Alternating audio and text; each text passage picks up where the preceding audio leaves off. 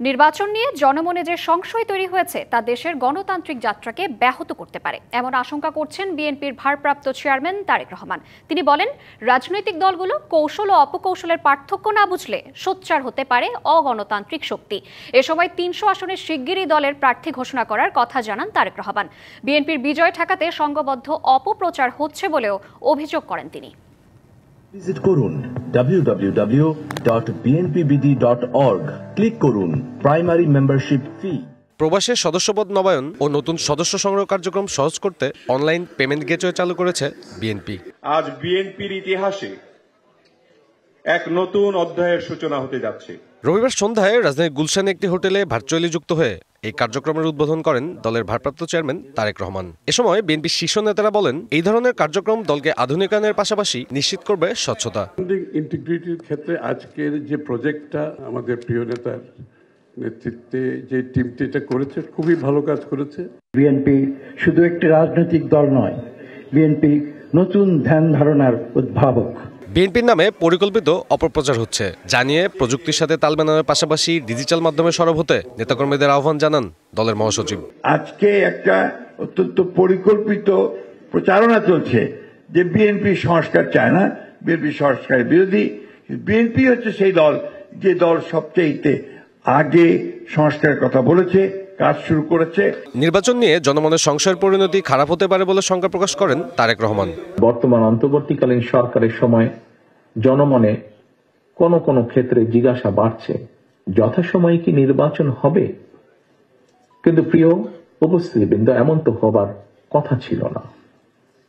নির্বাচন অনুষ্ঠান নিয়ে জনমনে সৃষ্ট সংশয়, সন্দেহ গণতন্ত্রের উত্তরণের পথকে হয়তোবা সংকটপূর্ণ করে তুলতে পারে। এ সময় বিএনপির মনোনীত প্রার্থীর পক্ষে কাজ করতে নেতাকর্মীদের নির্দেশ দেন তিনি। শীঘ্রই পর্যায়ক্রমে বিভিন্ন আসনে বিএনপির মনোনীত দলীয় প্রার্থীদের নাম আমরা জানিয়ে দেব দলের পক্ষ থেকে।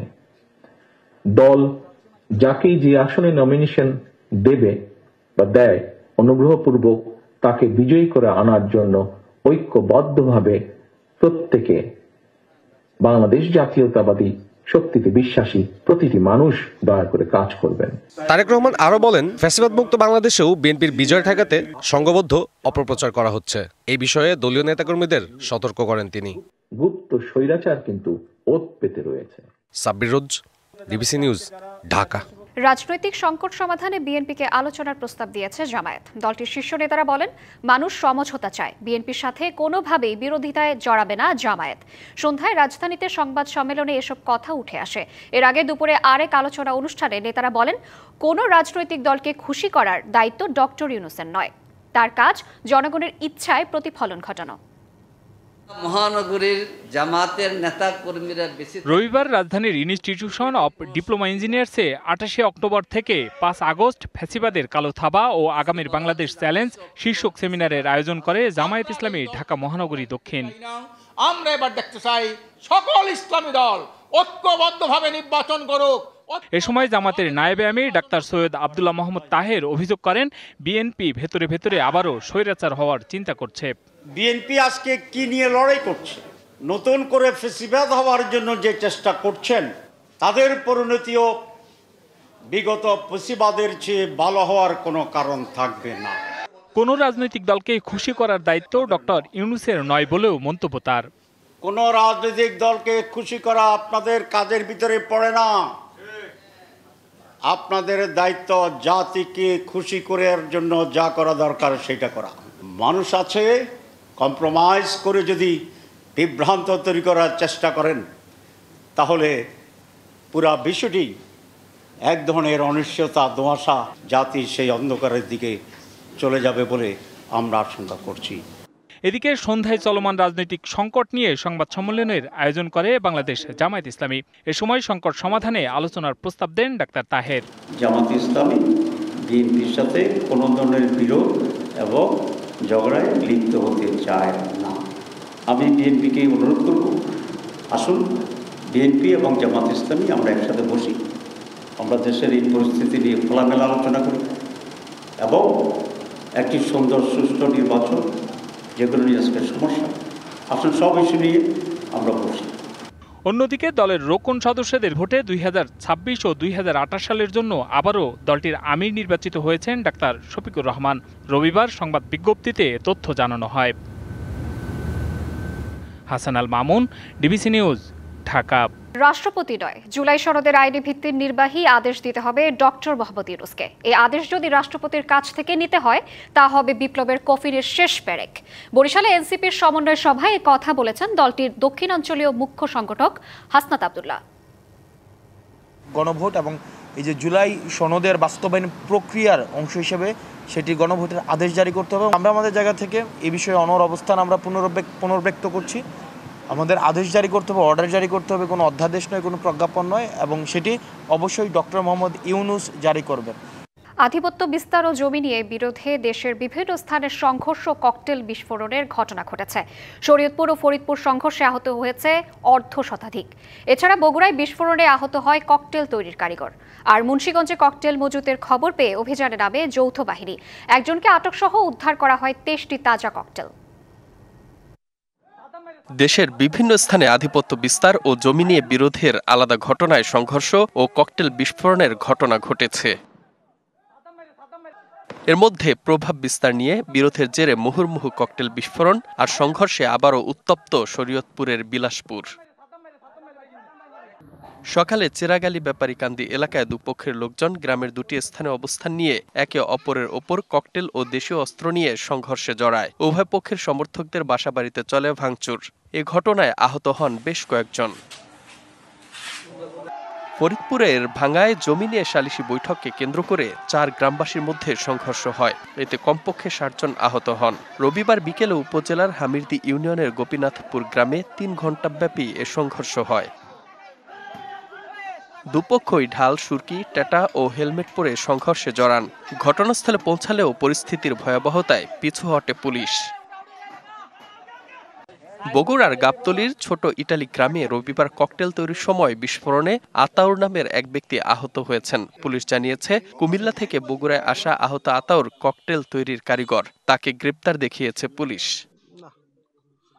মুন্সিগঞ্জ সদরের বৈখর এলাকায় রবিবার বিকেলে অভিযানে নামে যৌথ বাহিনী। এ সময় ড্রেনের পানি নিষ্কাশনের একটি চৌবাচ্চার ভেতর থেকে উদ্ধার হয় 23টি তাজা ককটেল। জড়িত সন্দেহে একটি বাড়িতে তল্লাশি চালিয়ে হাসান নামের একজনকে আটক ও ককটেল তৈরির শতাধিক কৌটা উদ্ধার করে যৌথ বাহিনী।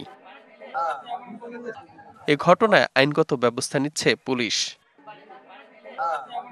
Mustafa Kamal, DBC news desk.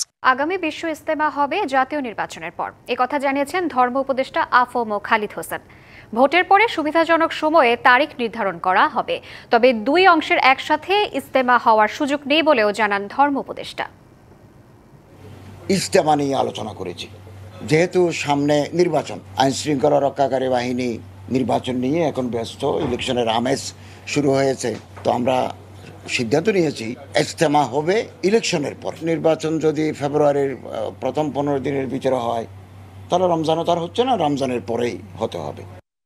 ফেব্রুয়ারিতে ত্রয়োদশ জাতীয় সংসদ নির্বাচন। সারা দেশ প্রস্তুত হচ্ছে একটি অবাধ, সুষ্ঠু ও গ্রহণযোগ্য নির্বাচনের জন্য। কি ভাবছেন সাধারণ মানুষ থেকে শুরু করে আগামী জনপ্রতিনিধিরা? সেই কথা জানাতে ডিবিসি নিউজের ইলেকশন এক্সপ্রেস ছুটে যাচ্ছে সব সংসদীয় আসনে।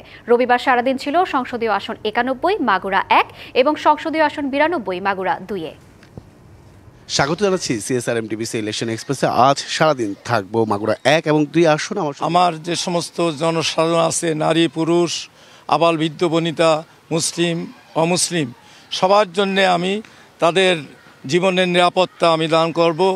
এখানে যে বেকারত্বের অভিশাপ, এই বেকারত্বের অভিশাপ থেকে আমি তাদেরকে মুক্ত করব। 2018 সালে কিন্তু আমি মনোনয়ন পেয়েছিলাম এবং আমি জেলখানা থেকে নির্বাচন করেছি। আমাকে একদিনের জন্য বেরোতে দিনে আমি 3.5 মাস কারাগারে ছিলাম, তার ইলেকশনের পরেও। এবং তারপরে যে সমস্ত ক্রাইটেরিয়া আমাদের ভারপ্রাপ্ত চেয়ারম্যান নির্ধারণ করেছেন, সব ক্রাইটেরিয়াই আমার সাথে যাই বলে জনগণ বিশ্বাস করে। বর্তমান দলের যে নীতিমালার ভিত্তিতে প্রার্থী নির্বাচন করবে বলে দল বলছেন, সেই হিসেবে আমি মনে করি তার প্রত্যেকটা যোগ্যতাই আমার আছে ইনশাল্লাহ। এই কারণে আমি মনোনয়নের জন্য আশাবাদী এবং আমি এই কারণেই দলের কাছে মনোনয়ন চাই। ইতিপূর্বে সনাতনী ভাইদের মনে যে আমাদের বিরুদ্ধে যে একটা বিশাল দেওয়াল তুলে রাখা হয়েছিল, সে দেওয়াল আমরা ভাঙতে সক্ষম হয়েছি। জামাত ইসলামী করছেন এরকমের সংখ্যা এখন এই মুহূর্তে প্রায় 20,000 হিন্দু জনগোষ্ঠী জামাত ইসলামীর সাথে যোগ দিয়েছেন।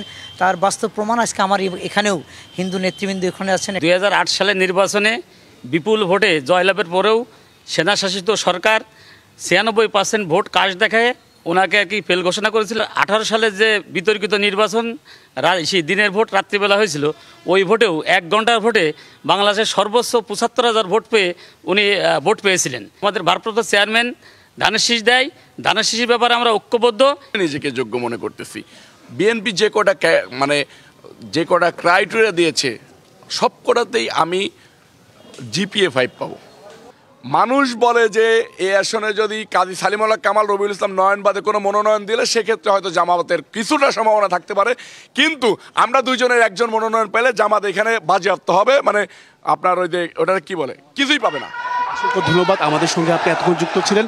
পরবর্তীতে আগামীকাল থাকছে নড়াইল 1 এবং নড়াইল 2 আসন, সেখানে তুলে ধরার চেষ্টা করব বিভিন্ন রাজনৈতিক দলের তৃণমূল পর্যায়ের নেতাকর্মীরা কি ভাবছেন আগামী নির্বাচনকে কেন্দ্র করে, সেসব বিষয়ের সঙ্গে থাকুন CSR/MTBC ইলেকশন এক্সপ্রেসে।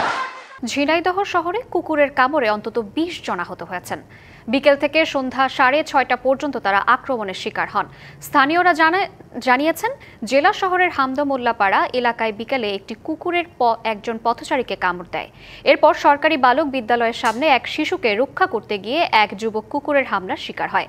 এছাড়া কৃষি সম্প্রসারণ অধিদপ্তরের কার্যালয়ে ঢুকে একজনকে আহত করে কুকুরটি।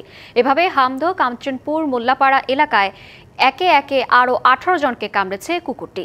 আহতদের সদর হাসপাতালে প্রাথমিক চিকিৎসা এবং ভ্যাকসিন দেওয়া হয়েছে।